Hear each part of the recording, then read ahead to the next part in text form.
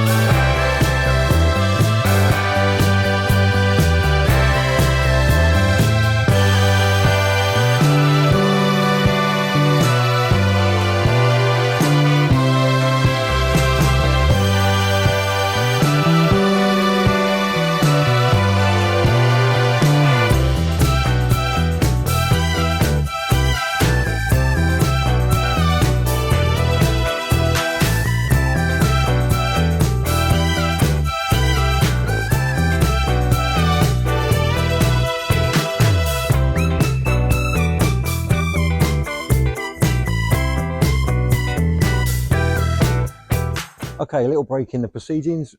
Richie and Lewis have just left. I will turn the camera around and show you where I'm up to at the moment. Okay, so we've got a connection to the existing outside socket. They've also done some work indoors. We've got that now safely on a fuse spur. It's all been tested, so we're all legal and safe. So we've got the armoured cable run around the back there. And we've obviously, as you've seen in the time lapse, we've got the new double socket up top there on the post I concreted in the other day. We've got the transformer for the lighting circuit there. This is all Aquascape products that I use. And we've got the light sensor around the corner there. So that's automatically going to turn these lights on once it gets dark, when it senses darkness. So we've got the first light in here. I'm going to do a bit more dressing around here with rocks. Obviously this is all going to be hidden. We've got the light coming across, illuminating the pond. So from the house, that'll be nicely sort of a bit low level lighting at night. And I've got an extension cable for the lighting run around here, and I say we're going to be uplighting these trees here, just give a nice effect this time of year when customers are looking out, can't be out in the garden, but you can still enjoy seeing what's in your garden. So we'll get the time lapse back on in a minute, a bit more dressing with some soil, boulders and some wood, natural wood, and then yeah, almost there. We get the pond level up some more then.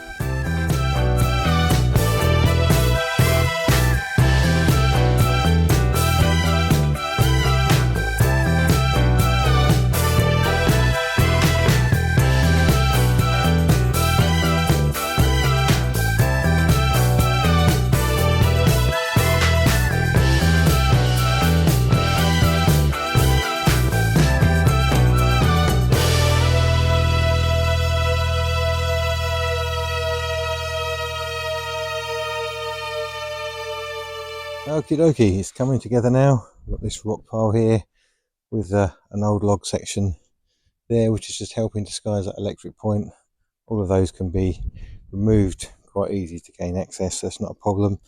So we've got added this log here, again it's a bit of habitat, bit of feature. We've got the dragonfly perch, which you saw me put on earlier. That's coming over the pond nicely. I've added these two grasses here that the customer already had in pots.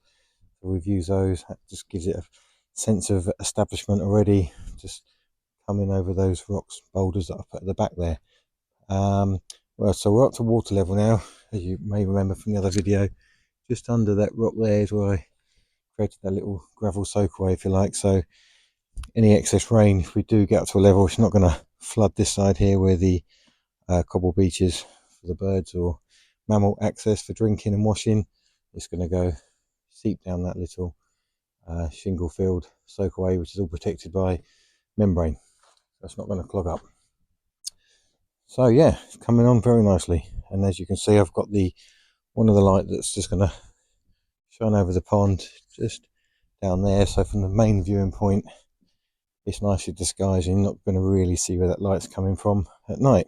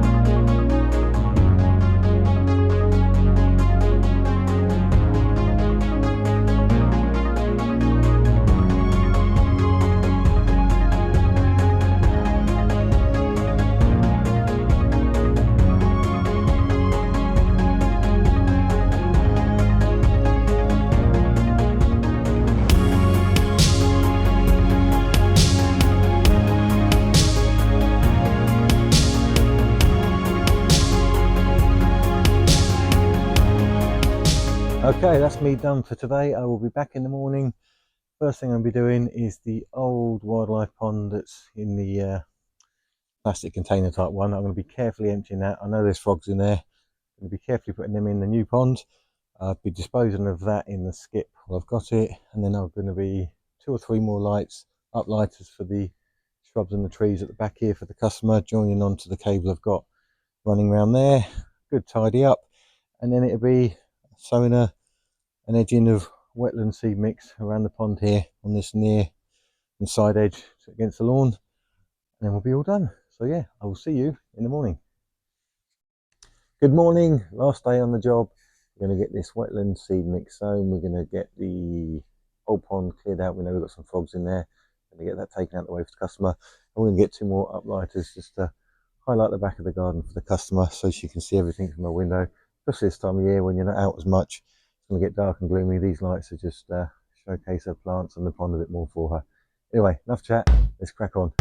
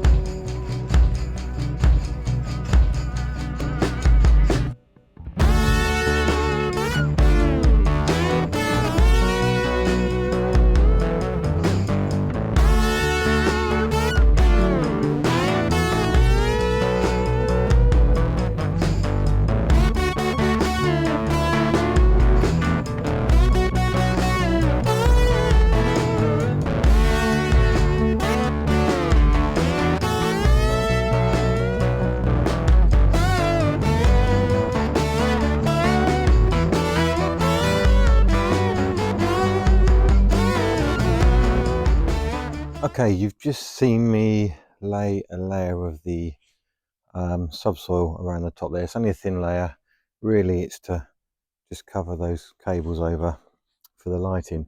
Also, because it's a low nutrient subsoil, it's also just going to give a layer of protection temporarily, really, that any weeds aren't going to want to grow in, because it is a low nutrient subsoil, same as what we put in the pond here. So that's all good. We've got the lights set up ready. um, it's a little bit of guesswork until it gets to night time, really. Obviously when I'm not here, the angle that you want needs to go at, so customer's going to send me a couple of videos and I can always come back and tweak, or she can if need be, just to adjust the angle. Anyway, what I'm going to be doing now is sowing a wetland seed mix around the very edge of the pond, just in this sort of damp area that you can see here. And then on the outer edge, close to the grass, I'm going to be sowing a more traditional wildflower mix that's going to be beneficial for bees and butterflies. So you've kind of got best of both worlds there, and then cover that over with a fine layer of the subsoil, give it a water over, and then apart from cleaning up, that will be me done. So let's get these seeds sown.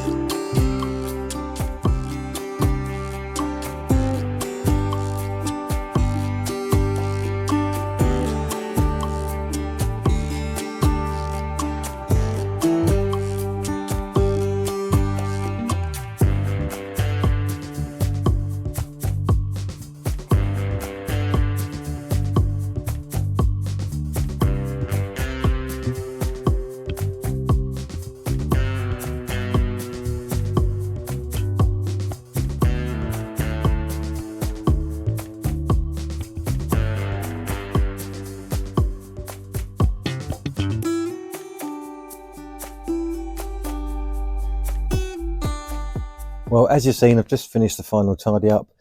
It started off as really just trying to rinse the mud off, but it turned into a bit of a pressure wash, because where the stones haven't been cleaned for so long, I just couldn't leave one bit. So it's had a bit of a pressure wash, bit of a clean up. Customer's very happy. Hope you're happy with the pond, how it's looked. Like I say, before I show you all the end shots, all the sexy slow-mos and all the rest of it, if you'd like anything creating in your garden like this, whether it's wildlife ponds, some wildflower planting, paving work, oak sleeper work, retainers, lawns, anything like that, more wildlife friendly the better, give me a message, give me an email, give me a call. All the details are on my website, www.vikinggardencreations.com. My name's Craig, and don't forget to check out my Merch R store.